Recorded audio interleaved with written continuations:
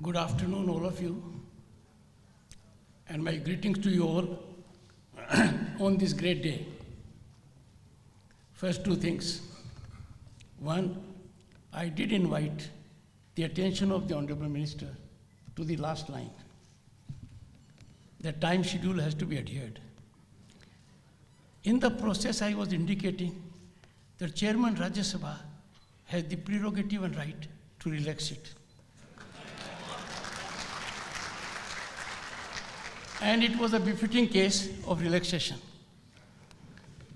Number two, me and the Honorable Minister were engrossed when there was thunderous applause in the theater. We missed the point. I must acknowledge the gracious presence of my wife, Dr. Shri Jagdeep Dhankhar. She wrote a chit and gave me what it was all about.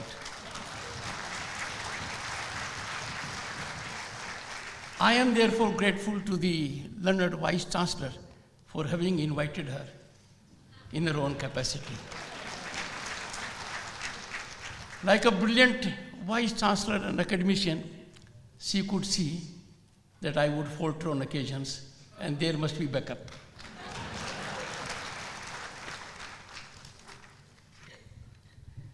Honorable Shri Dharmendra Pradhan Ji, Education Minister, Government of India, a man of action, a man of vision, a man who is good at both planning and execution. I know him for long. I am trying to find out his eating habits that keep him active the day around. Professor Nazma Akhtar, the Honorable Vice Chancellor, a picture of elegance and sublimity. And when I had the occasion to interact with her for the first time, I found she has no packaging, only performance. And that is reflected all around. Nothing can be achieved by a great institution unless the faculty contributes. Hats off to the faculty for doing all they have done all. We have in the audience very distinguished members, and pardon me, I'll be missing the names of some of them. If I take names of some and refer to them, it is on account of having been enlightened by them in my performance of duties in legal profession and while being governor and presently the vice president of the country. Shri Najib Jang, a man of his spinal strength, and all his former fellow vice chancellors who are present here. Being vice president of India is a soothing aspect, but he carries another hat also, and that is Chairman Rajya Sabha, a formidable task. I must therefore recognize presence of Javed Ali Khan, enormously talented member of Rajya Sabha. Dharmendra ji, in his wisdom, rightly gave precedence to another distinguished honorable member of parliament from Lok Sabha, Danish Ali. Friends, we have in the audience a distinguished legal luminary, senior advocate from one of the most prestigious institutes in this country, Shri Vikram Banerjee, presently Additional Solicitor General. Excellencies, distinguished guests, and my dear students.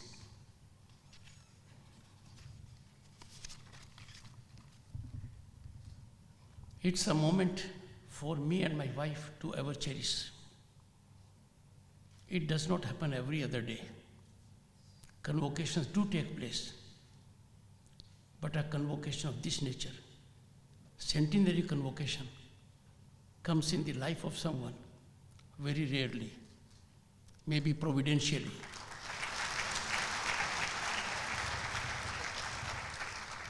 I'm extremely delighted to be amidst you all on this momentous occasion of the centenary year convocation of Jamia Millia Islamia, JMI, one of the leading universities in the country. I extend my heartiest congratulations to all who have been awarded degrees, graduating students, faculty members and staff for securing this milestone development for the university. Dear students, as graduates from this prestigious institution of learning, ever remember and never forget it. If you forget it, you will impeding your own progress. You owe your success, of course, to your diligence, to your hard work, but principally to your teachers, your parents, and your well-wishers. You have earned your degrees, but that does not mean there has to be quietus to learning or knowledge acquiring. You have to carefully cultivate this knowledge to harvest the wisdom. Enough has been said about the accomplishments of JMI. These are extraordinary accomplishments.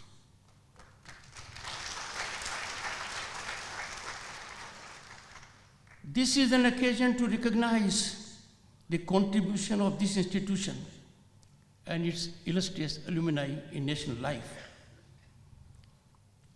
I take the opportunity to congratulate the Vice Chancellor, Professor Nazma Akhtar, recipient of the prestigious Padma Award in 2022 for her contributions, turning around contributions for JMI in a record of sorts, making of history. She is the first woman Vice Chancellor of Jamia in its 100-year history. She would be an inspirational model for her gender all over.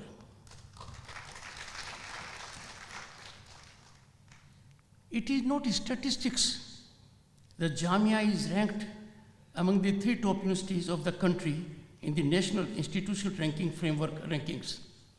Much has gone behind it. Much effort has gone. Even in a river when you stand, to be at the same place, you have to keep on moving your feet. This is a repeat performance.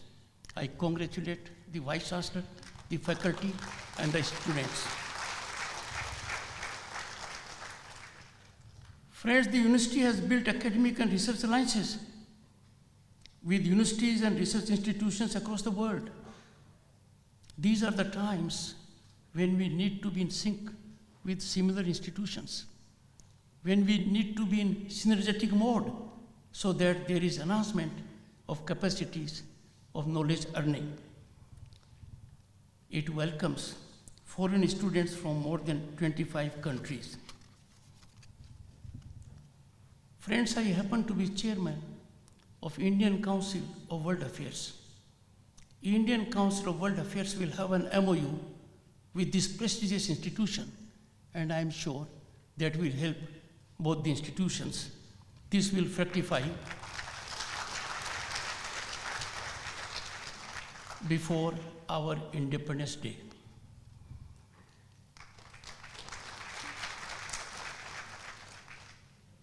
When I look at the alumni of this great institution, it is difficult to take names. We have had pillars of strength, right from the top constitutional office down the line. But I would make one submission for consideration of everyone here. Alumni associations are great strength to ensure that every institute is on incremental trajectory. The growth will be geometrical once the alumni take it upon themselves.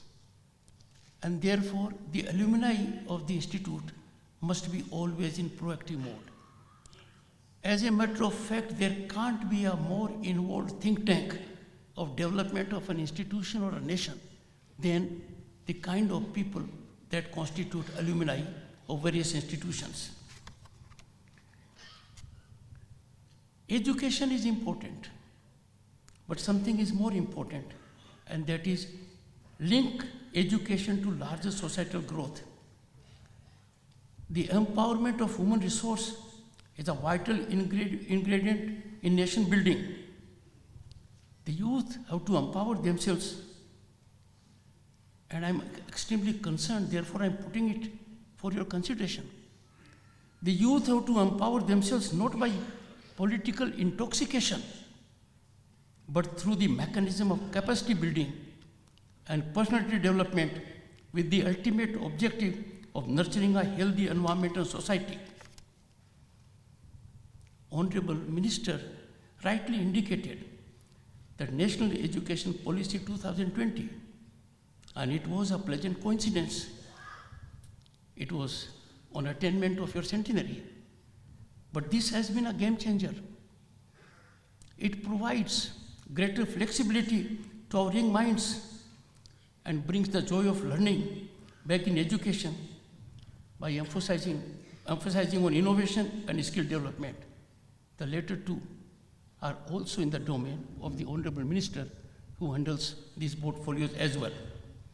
I can tell you, friends, National Education Policy was evolved after 3 decades in this country, after considering inputs from all the stakeholders, and this was the need for Bharat, home to 1/6 of humanity. This will catalyze into a big change. I find that in some parts of the country there is a requirement of adopting this policy.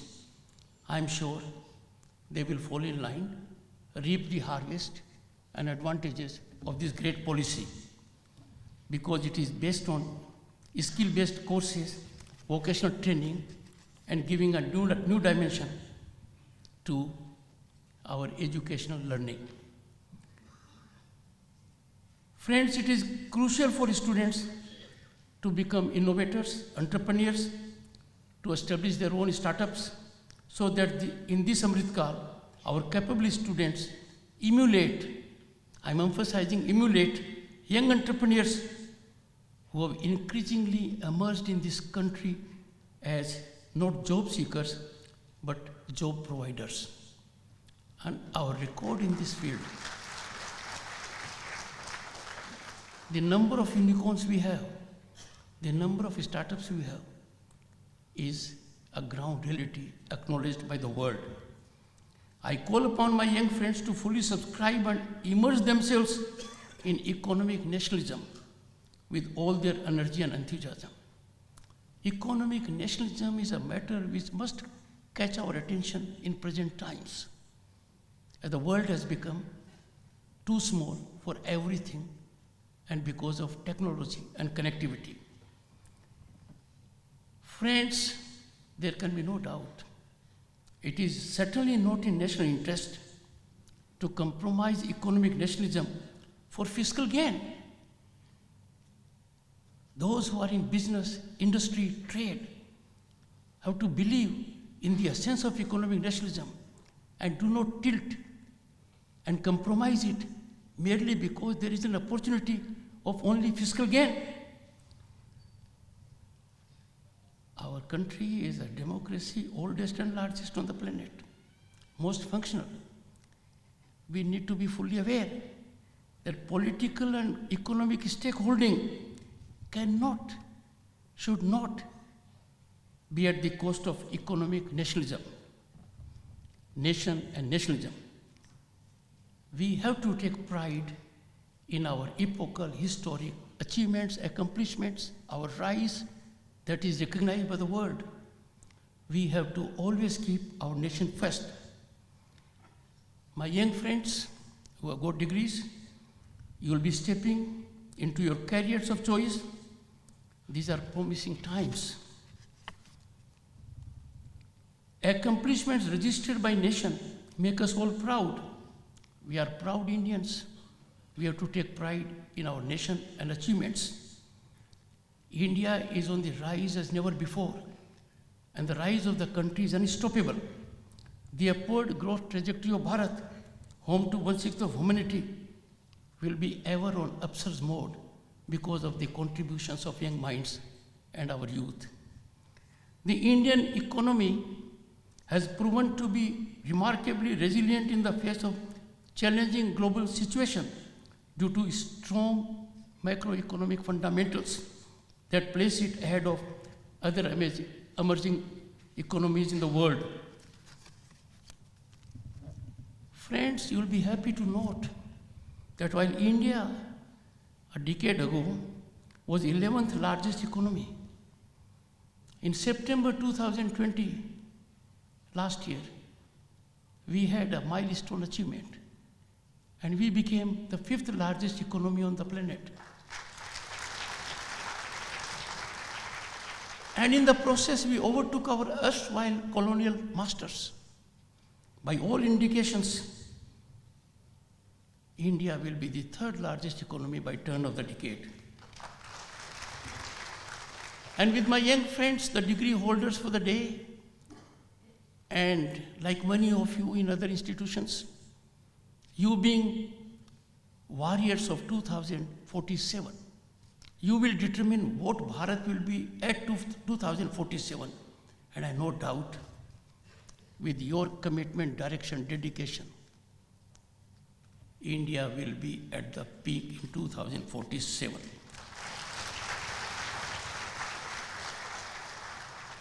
Friends, the world is stunned. It could have never imagined, and frankly, my generation could have never dreamed the kind of digital revolution which the world is seeing in this country, the largest democracy that is so diversified. And what is the impact? Inefficiency and corruption has been rooted out. Governance has taken a new turn. The new norm is transparency and accountability. In 2022, to give you an illustration, and amongst many such instances, India registered digital payment transactions amounting to $1.5 trillion. That was the figure. But if we see it in comparable situations, this transaction is more than 4 times the combined transactions in US, UK, Germany, and France. Just imagine what kind of achievement has been there. In the process, I would call upon all of you to reflect and introspect. It's a Herculean task. It is not one-way traffic.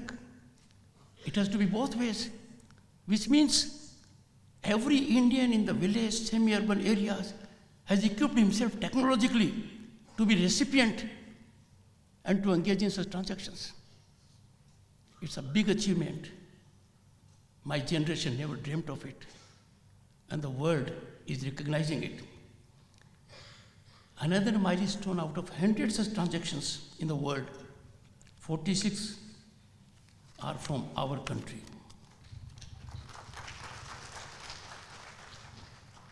Those senior people sitting before me know how power corridors were infested, how work was leveraged, what was the role of middlemen. Now, thanks to governance policies and initiatives, thanks to focus on transparency and accountability, our power corridors have been sanitized of brokers who extra-legally leveraged governance to secure decisions and judgments. Gone are the days. As a matter of fact, they have been consigned to the dustbin of history with no hope of revival. IMF, an acknowledged body, recognized our digital development. I quote what it said: world-class digital public infrastructure serving as a model for other nations undergoing digital transformation. Another instance that will make all of us very proud. And that is as a result of contribution by all segments of the society, and thanks to effective governance policies and initiatives and vision of the Honorable Prime Minister. India has over 850 million smartphones. They are internet users. We Indians have amazing capacity to become eklavya and learn skills without formal tutoring. And the result of this is the per capita mobile data consumption last year exceeded consumption of China and the USA taken together.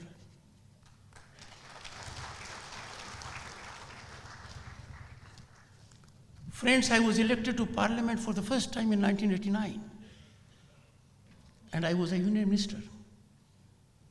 I am fully aware of the situation that existed then. The nation has transformed itself from being amongst the fragile five economies to being the top 5 economies in the world. Traversing from fragile 5 to top 5 is on account of vision of the Honorable Prime Minister being executed with the efforts of all. This is a proud moment for all of us to share. Look around the globe and you'll find India is the favorite destination of investment and opportunity. Everyone agrees about it. Wherever you go in the world, you'll find being an Indian, being holder of Indian passport, now has a different meaning. It has a magic meaning. People would love to interact with you. This big historic change has come about because growth of India has been propelled by concern of the man in the last line. Efforts have been made successfully to ensure the village has that technological empowerment as the metro, and that's a ground reality. India is in glorious moment of history. Our phenomenal, unprecedented, and rise is a defining moment of this century. This century belongs to India, and it's already being felt. And when India rises, there will be global harmony, global peace, global stability. No country can boast of civilizational ethos of thousands of years. Our cultural diversity, our cultural wealth is unrivaled on a global horizon. Recently, in last decade, series of systemic reforms and affirmative governance measures have been taken to ensure there is exponential growth in infrastructure. I need not tell this audience, you have seen it on the ground. We used to look around earlier, highways in that country, development in that country. Now we look in our country. Others look at us. Those who used to advise us on development at a point of time are seeking our advice. This is a welcome change, thanks to the leadership and our people.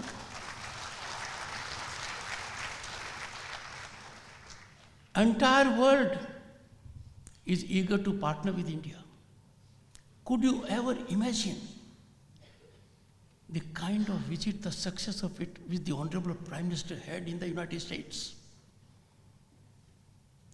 in France, in UAE, in last 2 weeks? How impactful it was. And his address to Congress and Senate in the US was that of a global statesman. Our Prime Minister is reckoned as a global statesman whose voice is always for sanity and welfare of humanity. It was he who said, we are not living in an era of expansion, a historic declaration by India's Prime Minister. And with respect to an issue going recently, for a year or so, he made no declaration except war is no solution to a problem. Dialogue and diplomacy alone have to secure it. India's relevance in global resolution of issues was never so prominent as it is today. But friends, when India grows, when you avail opportunities, when you make impact all around, there are challenges also. Your progress can't be to the like of everyone. There are pernicious forces with sinister design to taint, tarnish, and demean your institutions, your growth. Unfortunately, some of them are amongst us. I appeal to young minds to take initiatives and neutralize these forces by your actions. I have no doubt you all will do it. When the present norm and governance mechanism is transparency and accountability, where corruption has no place. That being so, stakeholders in corruption have converged into a group. They are marshalling all forces to find cover and escape. We owe to the nation, all of us, each one of us, particularly the youth. Corruption means your growth impeded. Corruption means your opportunities curtailed. Corruption means patronage taking main stage, all antithetical to equitable growth and equal opportunities. We owe to the nation to ensure there is no dilution of zero tolerance for corruption. It is soothing to note that all escape routes of violators of law, whomsoever they may be, no one can claim to be above law. Whatever lineage you have, whatever position you may have, you are accountable to law because we are a democracy run by law. Violators of law engaged in corruption, all avenues have been largely plugged. But it is concerning then when judicial process is set in motion, when law is taking its own course, why should those feeling the heat of law take to streets? It is for you all to think. We have a robust mechanism of redressal of grievance in judicial system. If someone suffers a notice from court, from an agency, the only way open in any democracy is to take recourse to lawful means. Certainly not to take to streets. Street demonstration to challenge the rule of law is not hallmark of a good governance or a democracy of our nature. I am sure young minds will focus on it, do all they can do in what is in their might to see that these forces are discouraged. Friends, vision and execution of Prime Minister, be in the field of infrastructure or infusion of technology, has been at unprecedented speed and scale. I'll tell you, the new Parliament building, less than 2.5 years. Now people think a building has come up. I can tell you much more than that has come up. Everything inside. So many factors were taken into consideration. The best of technology. You could never have imagined that this could be attained in such a short period, at a time when, along with the world, we were also facing pandemic COVID. Friends, you all are feeling the positive impact of it as a consequence of series of governmental policies and initiatives. We have an ecosystem in place now that allows every young mind to unleash his or her energy, to channelize that, to exploit potential and talent, and to realize their dreams and aspirations. During our time, we didn't have that ecosystem. We had to struggle largely. But now, if you have an idea, the system helps you enormously, something which we could not have thought of. As warriors of 2047, I am addressing my young friends. I urge you all, young minds, dedicate yourself to find novel solutions to challenges facing our country. You must draw upon insights instilled by your alma mater and utilize them to contribute towards nation building. It was emphasized by the Honorable Vice Chancellor, the importance of education. I would invite a reflection by Father of the Nation, Mahatma Gandhi, what he said.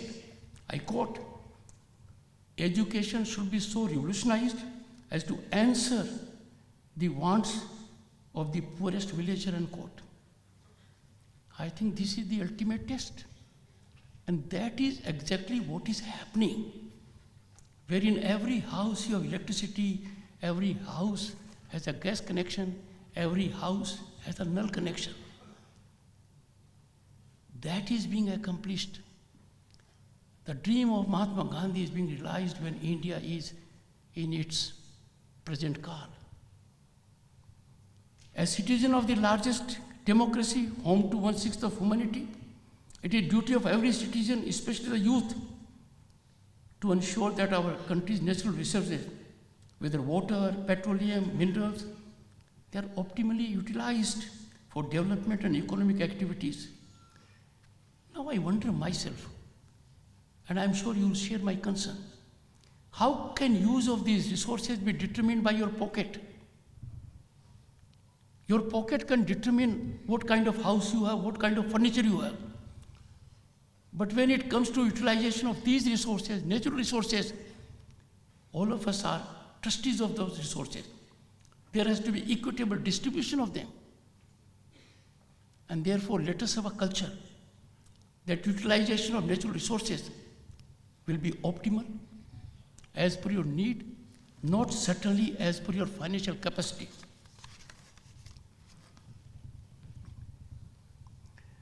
Friends, this is a great university. It's on the rise. I would therefore invite your attention that in similar theaters outside this country, they have become breeding grounds to set afoot anti-India narrative on untenable grounds. In the process, they use our students, our faculty members. This cannot be allowed. I'm not saying you be blind in approving every governmental action. Be discreet, be judgmental, be inquisitive, focus on objectivity, and then deal with such situations. It is surprising that those who have had the occasion to serve this country in one position or the other, the moment they lose their position, they turn Nelson's eye to the great advancement which our country is making all around. I'm sure young minds will take note of this, take proactive steps, and Jamia is the right place where impressionable young minds will catalyze an ecosystem where such anti-national narratives in the country or abroad will not only be neutralized but decimated. Such misinformation cannot be allowed to be traded. Friends, today's convocation is indeed a moment of great pride and satisfaction for you, your families, and Jamia Millia Islamia, the institution that nurtured you throughout your academic journey. Today, you will become part of prestigious alumni, some of whom are present here. With this honor comes a tremendous responsibility as you step out in the world to make your mark. You carry a tag, and you carry a tag of being a degree holder from an institution that is more than a century old. You have a promising career, promising future. But do not get into the canal mode, I often say. A canal is drawn on a paper. Be like a river. Meander, choose your own path. Act as per your inclinations and aptitude. Never allow to be dictated when it comes to your idea. Never have the fear of failure. The moment you have fear of the failure, you will not be intrepid or enterprising. And that the nation cannot afford, that our young people are so impeded in their action mode. If you have an idea, I beseech you, I call upon you, please act on it. And trust me, no one has succeeded with an idea in the first instance. An attempt was made to land on the moon, but was it successful in the first instance? And that happens with a number of historic developments that have really catered to the needs of humanity as never before. I would invite your attention to what Maulana Abul Kalam Azad and what he said, I quote, "To succeed in your mission," and mind you, he was a man of action. He was involved with ISRO. He had his failures. He has reflected on them. If youngsters would look at his failures in ISRO, the failures were success in future, a stepping stone to success that made him what he is remembered for. I quote, "To succeed in your mission, you must have single-minded devotion to your goal," unquote. As mentioned by him on another occasion, I again quote, "Great dreams of great dreamers are always transcended. But those who only dream, have good idea in their mind, allow their mind to be a parking space for dreams, ideas, are not impactful in history." You have to be impactful, all of you, till the end, and all like you. We must always remember, and a distinction that is unique to us, we are the largest, oldest democracy that is functional at all levels. I'll tell you, no country in the world can take pride that it has a structured constitutional democracy of the kind we have. Our constitution provides for democracy at the village level, constitution. At the panchayat level, panchayat samiti level, Jila Parishad level, and of course we have at the state level and the central level. Core democracy values are deeply embedded in our civilizational ethos. They always guide us, and that is why under the Indian presidency of G20, the motto is "One Earth, One Family, One Future." And we demonstrated it. When the world was witnessing pandemic, we had COVID Maitri taking care of our 1.3 billion people. We were also helping several other countries with co-vaccine. That justifies and vindicates the motto that is there. Friends, a concern I must share with you. The elite intelligentsia is present here. Young minds are present here. Some from parliament are also here. What is democracy? Democracy is all about dialogue, discussion, deliberation, and debate to secure public good. Surely democracy can't be disturbance. It can't be disruption.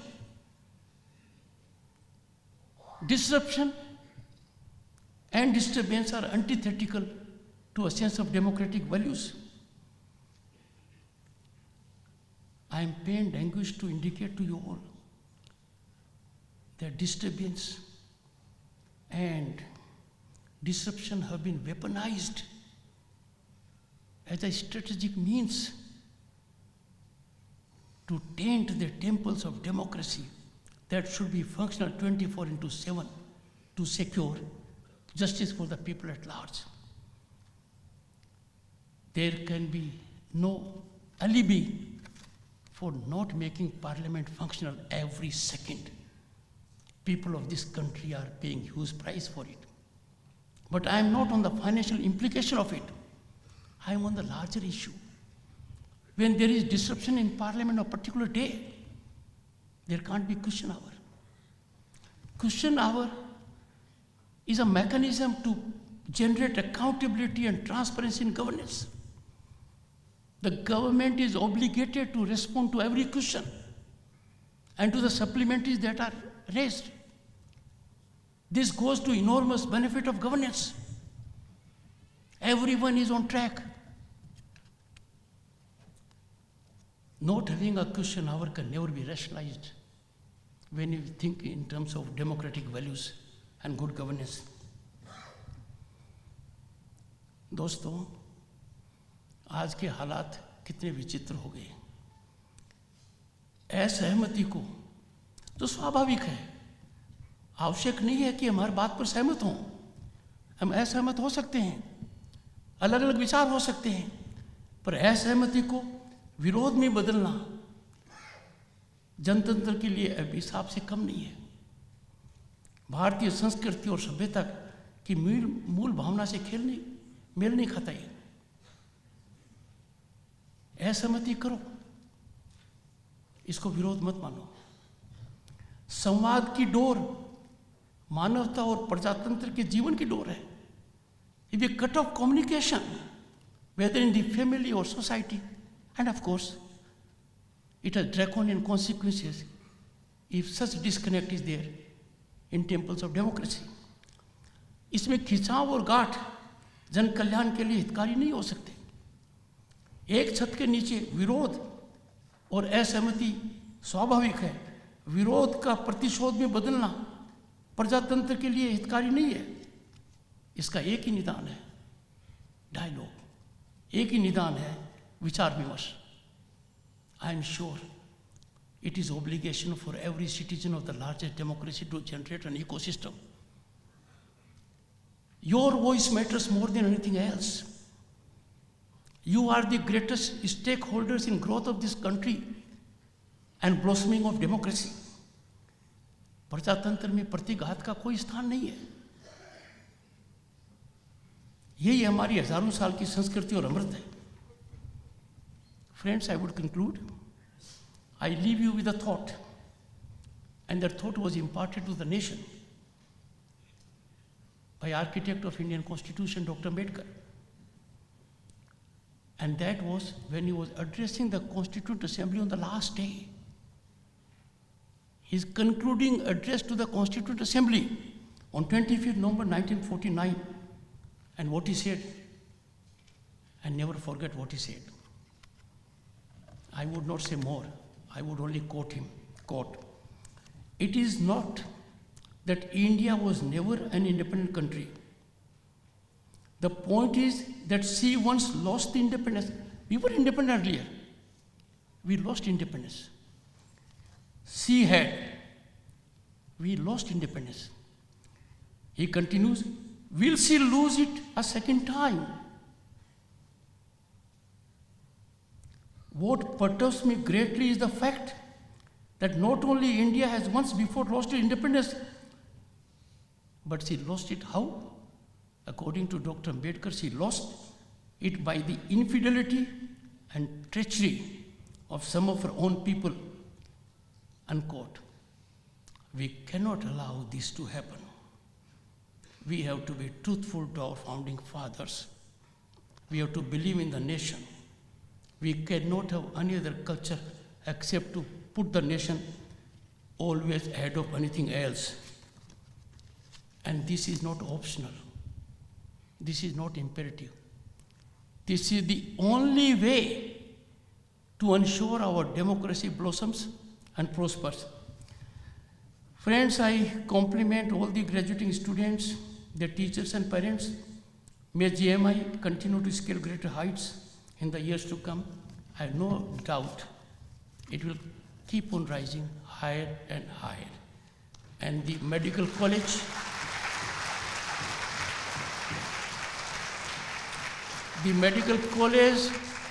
and the hospital would sure be of the highest benchmark on a global horizon. Jai Hind.